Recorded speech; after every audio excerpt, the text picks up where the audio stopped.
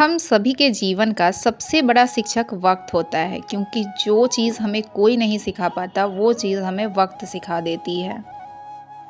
Hey friends, good morning. Welcome to my channel पेडी अभिलाषा। कैसे हैं आप सब? उम्मीद करते बहुत ज़्यादा अच्छे होंगे और अपना अच्छा वाला ध्यान भी रख रहे होंगे। आज मेरे दिन की शुरुआत फ्रेंड्स सुबह 4 बजे हो गई है। और आज मैं 4 बजे क्यों अभी उठ गई हूँ ये मैं बताती हूँ आगे। लेकिन अभी मैं चाह रही हूँ पूरे घर में झाड़ू लगाऊंगी और उसके बाद नहा के आप लोगों से मिलती हूँ। सो आज का वीडियो पूरा देखिएगा और यदि चैनल पर फर्स्ट टाइम विजिट कर रहे हैं, चैनल को सब्सक्राइब नहीं किया है तो सब्सक्राइब कर दीजिएगा। सो फ्रेंड्स, आज ना काफ़ी दिनों बाद मेरी मॉर्निंग सुबह 4 बजे यानी कि ब्रह्म मुहूर्त में हो गई है और उठने के बाद मैंने सबसे पहले झाड़ू लगाया है आप लोगों को गुड मॉर्निंग बोलने के बाद। और झाड़ू लगाने के बाद मैं लगा लूँगी पोछा। और आज से कार्तिक मास स्टार्ट हो रहा है, कार्तिक महीना हिंदी तिथि से। और मैंने पहले ही सोच लिया था कि रामायण का जो मास पारायण का जो पाठ होता है ना, वो मैं कार्तिक मास में करूँगी।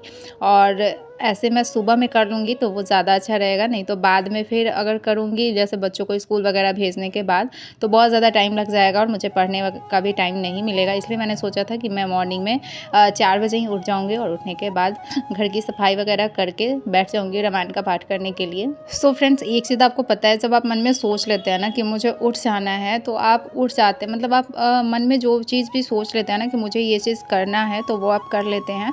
जैसे कि सुबह उठना ना, मतलब ये जो कहते हैं ना, बहुत सारे लोगों के लिए मॉर्निंग में उठना बहुत मुश्किल काम होता है और उनमें से एक मैं भी हूँ।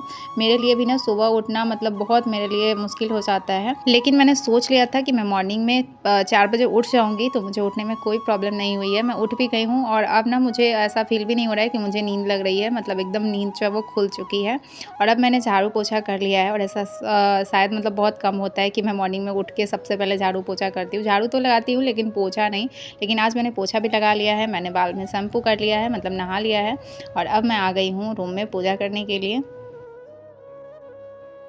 आपको पता है फ्रेंड्स, मुझे रामायण मंगाए हुए ना लगभग 2 ढाई साल हो गए हैं। 2 ढाई साल पहले मैंने रामायण मंगाया था कि मैं पढ़ूँगी और मैंने पढ़ना स्टार्ट भी किया था बीच में, लेकिन मैंने फिर छोड़ दिया। मतलब रेगुलरली नहीं हो पाता है ना। पहले मैंने ये नहीं सोचा था कि मैं इसको 1 महीने में ख़त्म करूँगी। बस डेली 1 पेज 2 पेज या कभी ज़्यादा टाइम है तो 4 पेज 5 पेज ऐसे करके पढ़ती थी।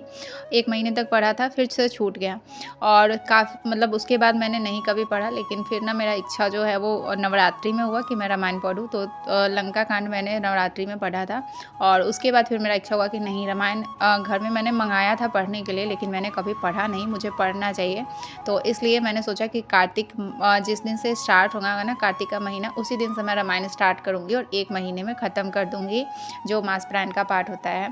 सो देखिए ख़त्म हो पाता है या नहीं हो पाता है। वैसे तो एकदम ठान लिया है कि नहीं, ख़त्म कर दूँगी, लेकिन बीच में हम सभी को प्रॉब्लम भी हो जाती है 4-5 दिन के लिए, तो उसमें पूजा छूट भी जाता है। लेकिन फिर भी ट्राई करूँगी। और इसमें लिखा रहता है कि आपको पहला विश्राम कहाँ लेना है और इसी तरह से 30 विश्राम में जो है वो इसको ख़त्म किया गया है। तो मतलब 30 दिन में रामायण आपका कंप्लीट हो जाएगा। और सभी बोलते हैं फ्रेंड्स कि घर में ना रामायण का पाठ ज़रूर करना चाहिए। जब मैं बड़की माँ के यहाँ रहती थी ना तो मेरे बाबूजी जो हैं, बड़े पापा, वो रात में डेली अभी भी वो पढ़ते हैं। और लगभग पता नहीं पिछले 15-20 साल से वो लगातार रात में 2 पेज 4 पेज रामायण पढ़ते हैं और जो भी घर में मेंबर होते हैं वो बैठ के सुनते हैं। ऐसा मतलब वहाँ पे होता था, बहुत अच्छा लगता था। और इसी वजह से मैंने रामायण मंगाया था क्योंकि मैं लगातार वहाँ पे रहती थी तो सुनती थी रामायण डेली। और मैंने कभी पढ़ा नहीं है, बस सुना है। तो इसलिए देखते हैं मैं इसको कंप्लीट कर पाती हूँ या नहीं कर पाती हूँ। उसके बाद पूजा मेरा ख़त्म हो गया 6 बजे से पहले ही। और 6:30 में उसको जाना होता है स्कूल। तो उसके लिए लंच में मैं बना रही थी आलू का भुजिया और ये पूड़ी, क्योंकि आलू का भुजिया और पूड़ी ना बहुत जल्दी बन के रेडी हो जाता है, इसमें बहुत ज़्यादा टाइम नहीं लगता है। रोटी से भी जल्दी मुझे लगता है कि पूड़ी बन जाता है, इसलिए मैंने यहाँ पे पूड़ी और आलू का भुजिया बना के अंश को दे दिया है।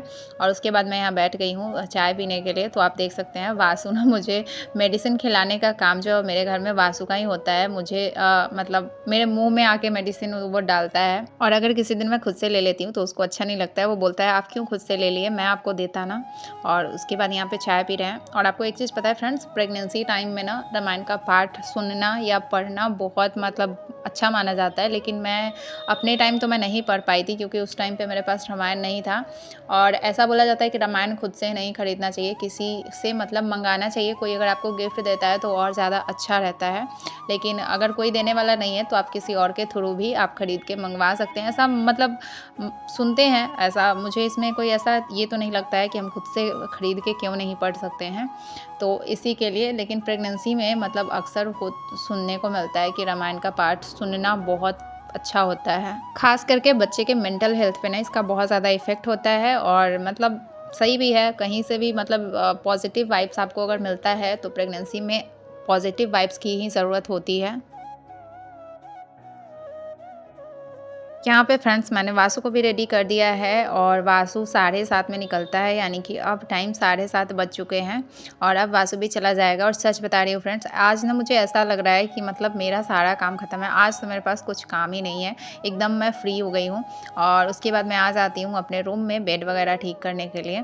कल किसी ने ना मुझे कमेंट किया था कि दी आपका जो ये पर्दा है ना मुझे बहुत अच्छा लगता है, आपने कहाँ से लिया? तो ये ना मेरे शादी से ही पहले का ही है, और ये पर्दा मुझे भी बहुत ज़्यादा पसंद है। और ये मैंने लोकल मार्केट से ही, मैंने नहीं ख़रीदा था, शादी से पहले ही हस्बैंड ख़रीदे हुए थे। हे फ्रेंड्स, अभी टाइम हो गया है 7:30, वासु भी स्कूल चला गया है। और आज ना मुझे इतना अच्छा फ़ील हो रहा है, मैं आपको बता नहीं सकती। और बहुत पॉजिटिव फ़ील हो रहा है कि मतलब सुबह-सुबह उठ के घर का साफ़-सफाई, पूजा-पाठ सब हो गया है। सो मुझे बहुत मतलब अंदर से पॉजिटिव वाइब्स आ रही है। तो अभी मेरे पास ऐसा कोई काम नहीं है, तो मैंने सोचा कि जो ही हो 40-45 मिनट में लगभग पढ़ाई कर सकती हूँ। तो कोई काम नहीं है, इसलिए मैं बैठ गई हूँ पढ़ाई करने के लिए। सो कि जैसा कि सबसे पहले मैं ये पढ़ती हूँ विज्ञान गाइड, तो मैं अभी इसी को रीड करूँगी। तो चलिए अपना टाइमर रीसेट कर लेते हैं। टाइम जो है वो 7:33 हो गए हैं। ये मेरे कल की टाइमिंग है। कल मैंने लगभग 4 घंटे पढ़ाई की हुई थी। शाम में मेरी तबीयत थोड़ी सी ठीक नहीं लग रही थी, तो फिर शाम में स्टडी मैंने नहीं किया था, और कल ज्योग्राफी का क्लास जो है वो मेरा छूट गया था। सो फ्रेंड्स, मैंने यहाँ पे टाइमर जो है रीसेट कर दिया है और मैं बैठ गई हूँ विज्ञान गाइड पढ़ने के लिए। कल जो मैंने आप सभी के साथ वीडियो शेयर किया था ना, सच में फ्रेंड्स बहुत सारी हमारे देश में, हमारे राज्य में, हमारे आसपास बहुत सारी ऐसी महिलाएं हैं जो मतलब दम घुट के ही शायद ससुराल में रह रही हैं, क्योंकि उनके पास कुछ अपना राइट नहीं है, ना बोलने का राइट है, ना हंसने का राइट है। और ये चीज़ एक्चुअल में है, बहुत सारी ऐसी फैमिली है। मेरे साथ खुद ये चीज़ बीती हुई है, तो मैं तो इस चीज़ को बहुत मतलब नज़दीक से जानती हूँ कि आप आते हैं कहीं से हज़ार सपने लेके कि जाऊँगी, ऐसे रहूँगी, ऐसे करूँगी, बहुत प्यार से रहूँगी, सामने वाले को बहुत प्यार दूँगी, मुझे बहुत प्यार मिलेगा। और जब आप आते हैं तो उसका ठीक उल्टा हो जाता है। सामने से आपको ये सुनने को मिलता है कि अरे इतना ज़ोर से क्यों हँस रही हो? अरे इतना ज़ोर से क्यों बोल रही हो? तुम्हें ऐसे नहीं बोलना है, तुम्हें ऐसे कपड़े पहनना है, तुम्हें ऐसे सर पे पल्लू लेके चलना है। तो ये चीज़ ना आपको नया-नया में इतना इफ़ेक्ट करता है ना, इतना ज़्यादा इफ़ेक्ट करता है कि आप अंदर से ना टूट जाते हैं। 1-2 बार चलो आप कोशिश भी करते हैं कि चलो धीरे-धीरे हो जाएगा, लेकिन जब आप ये चीज़ें बार-बार आपके साथ होती है ना, तो फिर आप भी अपने इन-लॉज़ की तरफ आपका बिहेवियर थोड़ा-सा रूड हो जाता है, और ऐसे ही धीरे-धीरे रिश्ते ख़राब होते हैं। क्योंकि किसी भी रिश्ते में अगर बार-बार टोका-टोकी होने लगता है ना, तो वो रिश्ता ख़राब हो जाता है। लेकिन ये चीज़ें हर कोई नहीं समझता है कि ठीक है, वो आई है तो उसको थोड़ा-सा टाइम लगेगा, थोड़ा-सा टाइम देते हैं। और उसमें भी अगर चीज़ सही हो तो गलत चीज़ों पे आप क्या ही उसको बदलने का प्रयास कर रहे हैं कि वो एकदम से हँसना बंद कर दे, एकदम से बोलना बंद कर दे। अरे हँसने बोल लेने से किसी के इज़्ज़त पे क्या प्रभाव पड़ सकती है? सो यही होता है कि आप आते तो हैं अपना ही घर मान के, लेकिन धीरे-धीरे सामने वाले का बिहेवियर आपको ये एहसास करा देता है कि नहीं, हम तुम्हारे अपने नहीं हैं, और ये घर तुम्हारा अपना नहीं है। ये घर में तुम रहने आई हो तो यहाँ मेरे तरीके से रहना पड़ेगा। ये चीज़ आपको धीरे-धीरे एहसास करा देती है, और तब आप अपने लिए सोचना से स्टार्ट करते हैं। क्योंकि कोई भी लड़की जब आती है ना, तो सिर्फ़ अपने लिए नहीं सोचती है। जब उसको एहसास कराया जाता है कि तुम अकेली हो, तब जाके वो अपना सोचना शुरू करती है अपने ज़िंदगी के बारे में। और फ्रेंड्स, एक कमेंट ये आया था कि मेरे ससुराल वाले ना मेरा पढ़ाई-लिखाई से कोई लेना-देना नहीं है। वो मेरा पढ़ाई-लिखाई छुड़वाना चाहते थे, लेकिन अभी थोड़ा इन-लॉज़ से मैं दूर आ गई हूँ, 2 बच्चों के साथ रहती हूँ। तब जाके थोड़ा-सा मतलब मैं पढ़ने लगी हूँ, लेकिन बहुत प्रॉब्लम होता है 2 बच्चों के साथ पढ़ाई करना।